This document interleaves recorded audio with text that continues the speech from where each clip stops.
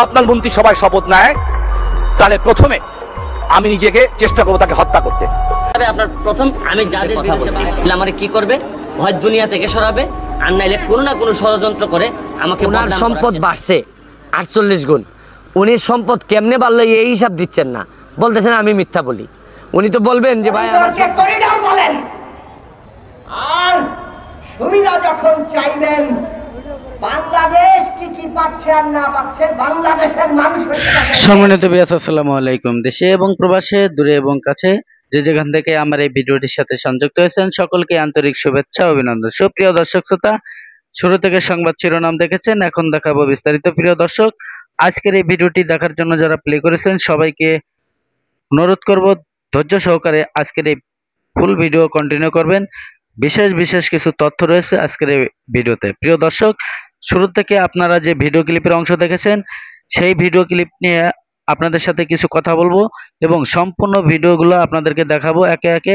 অবশ্যই ধৈর্য সহকারে আজকের এই ভিডিওটি কন্টিনিউ করবেন। দর্শক, আমাদের বাংলাদেশের ফাটাকৃষ্ট শামীম ওসমান, তো উনি কিন্তু সংসদে দাঁড়িয়ে যে কথাগুলো বলতেছে যে আপনার সংসদে যে প্রথম শপথ নেবে তাকে আমি চেষ্টা করব হত্যা করতে। এদিকে ব্যারিস্টার সুমন ভাইয়ের উপরে জীবনের একটি জীবন চলে যাওয়ার মতো একটা হুমকি দিচ্ছে, বিভিন্ন জায়গা থেকে তাকে হুমকি দিচ্ছে, তাকে মেরে ফেলানো হবে। ব্যারিস্টার সুমন ভাইকে দুনিয়াতে আর বাঁচতে দেবে না, কারণ সে দুর্নীতির বিপক্ষে কথা বলে। দুর্নীতি যদি কেউ করে সেই দুর্নীতির তাকে জোকের মতো আঁকড়া দিয়ে ধরে এই ব্যারিস্টার সুমন ভাই, তাকে বাঁচতে দেবে না। যেভাবেই হোক দুদকের মামলা দিয়ে হাইকোর্টে নিয়ে তার বিচার ব্যবস্থা করা না পর্যন্ত সে শান্ত হয় না। ব্যারিস্টার সুমন ভাইয়ের শুধু এটাই অপরাধ না, কারণ সে যে কোনো লোকের উপরে কথা বলে ওঠে, আঙ্গুল তোলে। সে কোনো মন্ত্রী হোক, যে কোনো নেতা মন্ত্রী হোক, সরকারি অফিসার হোক, তাকে সে কাউকে মানে না। প্রিয় দর্শক, ব্যারিস্টার সুমন ভাইয়ের আরো অনেক অপরাধ আছে, সেটা হচ্ছে সে একাধিকভাবে ন্যায্য কথা বলে, যে সমস্ত কথা বলে যে যারা দুর্নীতি করে তাদের শরীরে এটা জ্বালা ধরে, এটা সয় না। কারণ হচ্ছে সে বাংলাদেশের ফাটাকৃষ্ট, গরিবের ফাটাকৃষ্ট ব্যারিস্টার সুমন ভাই। তো আমি বেশি কথা বাড়াবো না, এই ব্যারিস্টার সুমন ভাইকে নিয়ে কি মন্তব্য করা হচ্ছে এবং তাকে কারা কারা মেরে ফেলানোর জন্য হুমকি দিচ্ছে, চলুন আমরা সেই ভিডিও ক্লিপটা দেখি। এমপি হওয়া কি মাল বানানোর কাম? আমি কি কম পাইছি জীবনে মাল কামানোর সুযোগ? পরিবেশ আমাদের এখানে খুবই উৎসব মুখর, আপনারা আসতে পারেন, দাওয়াত রইল সবার। আর উৎসব কাকে বলে, গণজাগরণ কাকে বলে, এবং নির্বাচন যে একটা আনন্দময় হইতে পারে, এটা সোনারঘাট মাধবপুরে আসলে আপনি পাবেন। নৌকার বিপক্ষে তো এখনো আমি ভোট দিতে বলছি না, আমি শুধু বলছি যে নৌকার মাঝির বিরুদ্ধে একটা ভোট দেন। মিথ্যা আমি বলছি না, আমি সত্য উদ্ঘাটন করে দিচ্ছি। এখন উনার সম্পদ বাড়ছে 48 গুণ, উনি সম্পদ কেমনে বাড়লো এই হিসাব দিচ্ছেন না, বলতেছেন আমি মিথ্যা বলি। উনি তো বলবেন যে ভাই আমার সম্পদ যেগুলো এগুলো আমি শ্বশুর বাড়ির থেকে আনছি, অথবা আমারে কেউ ভালোবাসছে আমার কর্মকাণ্ডে, বিমানে যে আমি কাজ করছিলাম ভালোবাসছে আমার টাকা দিছে, বলবেন না? উনি এইগুলা কিছু বলেন না, বলেন আমি মিথ্যা বলি। আরে ভাই, তোমারে বলা হয়েছে তুমি 2 নম্বরই করছো, আগে প্রমাণ দাও যে তুমি 2 নম্বরই করো নাই, তারপর যদি প্রমাণিত হয় তোমার বলার দরকার কি? মানুষই তো বলবে যে আমি খারাপ কথা মিথ্যা বলছি। শুনেন, যেসব কথাগুলাতে শরীরে জ্বালা ধরে এইসব কথাগুলা মানুষ বাঁচার জন্য বলে যে এটা মিথ্যা কথা, সত্য নয়। আর আমি এই টাইপের মানুষও না। শুনেন, আর যাই করেন অ্যাটলিস্ট একটা শ্রদ্ধাবোধ তো থাকতে হয় যে আপনি মানুষ হিসাবে 2 নাম্বার না। প্রতিযোগিতা আপনার সাথে থাকতেই পারে, কিন্তু যেদিন থেকে দেখছি উনি 48 গুণ জমা বাইরা 318 লাখ টাকা ওনার অ্যাকাউন্টে এখন আছে। উনি এমপিও হিসাবে শুরু করছিলেন 6 লাখ টাকা দিয়া। তো এমপি হওয়া কি মাল বানানোর কাম? এমপি হচ্ছে কি আপনি মাল কামানোর সুযোগ পাইলেও কামাবেন না। আমি কি কম পাইছি জীবনে মাল কামানোর সুযোগ? কিন্তু আমি আমার এলাকায় সব খরচ করে দিছি। আর আপনারা এইগুলা ধরেন, আপনারা সাংবাদিক যারা, তারাও এইসব কথা বলেন, কারণ এমপি হওয়া কি মাল বানানোর জায়গা নাকি? এটা 5.5 লক্ষ 8 লক্ষ মানুষ না খেয়ে থাকলে এটার দায় আপনাকে নিতে হবে।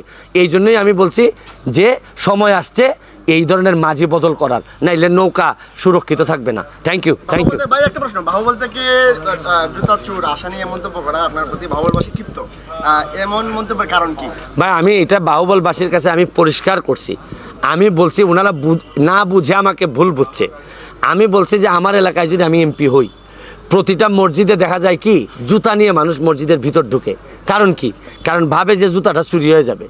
আমি বলছি আমি এমপি হইলে সর্বোচ্চ চেষ্টা করবো আমার এলাকার যত জুতা চুর আছে সবার সাথে বসে, ভাই তোমার কি করলে ভালো হয়, প্রয়োজনে আমি আমার নিজের পয়সা দিয়া মালয়েশিয়া পাঠাই দিব।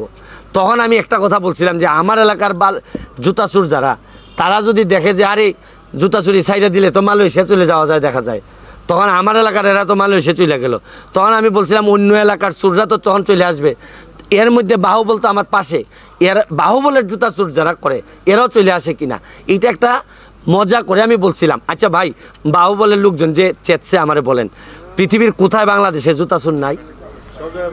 সব মসজিদে আপনি দেখবেন বগলতলায় করে জুতা নিয়ে যাচ্ছে। কথাটা বুঝছেন? এটা আমি তাদের কাছে, যদি তারা এরপরও কষ্ট পেয়ে থাকে, আমি তাদের কাছে ক্ষমা প্রার্থনা করছি যে ভাই আপনি বুঝে কষ্ট পান।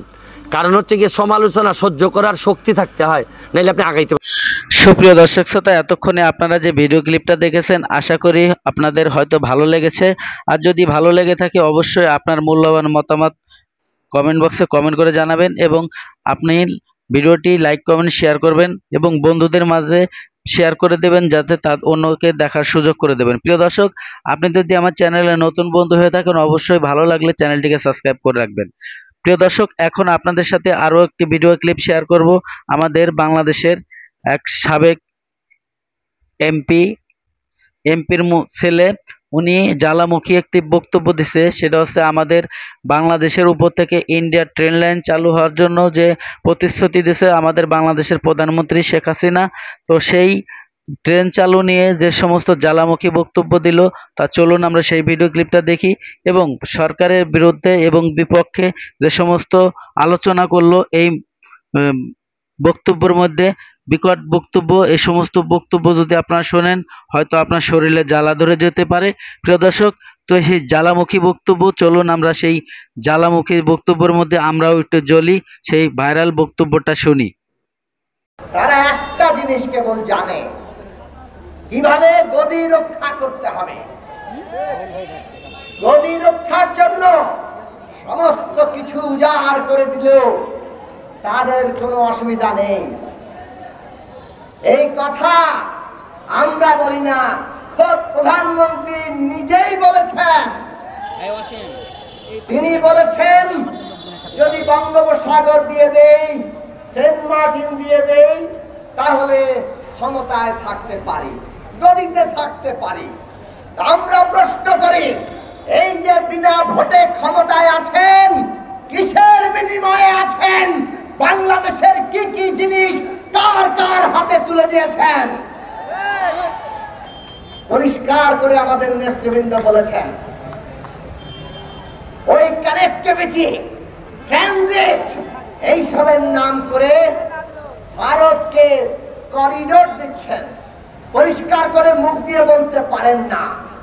ভারতের চাহিদা থাকতেই পারে, ভারতের এক অঞ্চল থেকে আরেক অঞ্চল যেতে চিকেন নেট দিয়ে অনেক অসুবিধা, তারা করিডোর চাইতেই পারে। করিডোরকে করিডোর বলেন। আর সুবিধা যখন চাইবেন, বাংলাদেশ কি কি পাচ্ছে আর না পাচ্ছে বাংলাদেশের মানুষও সেটা দেখবে। এই দেশের মানুষকে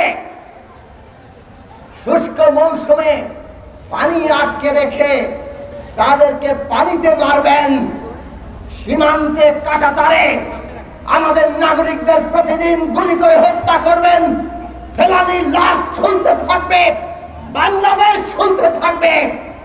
বাংলাদেশের সাথে বন্ধুত্বের কথা বলবেন, বাণিজ্যে সমস্ত ধরনের অশুল্ক বাধা সৃষ্টি করে রাখবেন। আর আপনাদের যা চাহিদা বাংলাদেশ কেবল পূরণ করবে। এই রকম অবস্থা তো এই দেশে নির্বাচিত সরকার থাকলে হতে পারবে না। আর এই কারণেই এই রকম একটি বিনা ভোটের সরকার ভারত সহায়তা করে, এইটাও আমরা বলে যাই। এইটাও ওবায়দুল কাদের সাহেব, আওয়ামী লীগের সাধারণ সম্পাদক, পরিষ্কার করে প্রতিদিন পারলে আমাদেরকে স্মরণ করিয়ে দেন। ভারত পাশে ছিল বলেই এই নির্বাচন তারা করতে পেরেছেন। কোন নির্বাচন? কোন নির্বাচন? আমি আর ডামিন নির্বাচন। নিজেদের লোককে দাঁড় করিয়ে যে নির্বাচনকে তথাকথিত প্রতিদ্বন্দ্বিতা। প্রিয় দর্শক, ধৈর্য সহকারে যারা আমার এই ভিডিও ক্লিপটা দেখেছেন, আর হয়তোবা আপনাদের ভালো লেগেছে, আর যদি ভালো লেগে থাকে অবশ্যই আপনার মূল্যবান মতামত কমেন্ট বক্সে কমেন্ট করে জানাবেন। এবং ভিডিওটি যদি ভালো লাগে, চ্যানেলটিকে যদি সাবস্ক্রাইব করতে মন চায় অবশ্যই সাবস্ক্রাইব করে রাখবেন পরবর্তী ভিডিও পাওয়ার জন্য। দর্শক, আজকের মতো ভিডিও থেকে বিদায় নেব। সবাই ভালো থাকবেন, সুস্থ থাকবেন। আল্লাহ হাফেজ।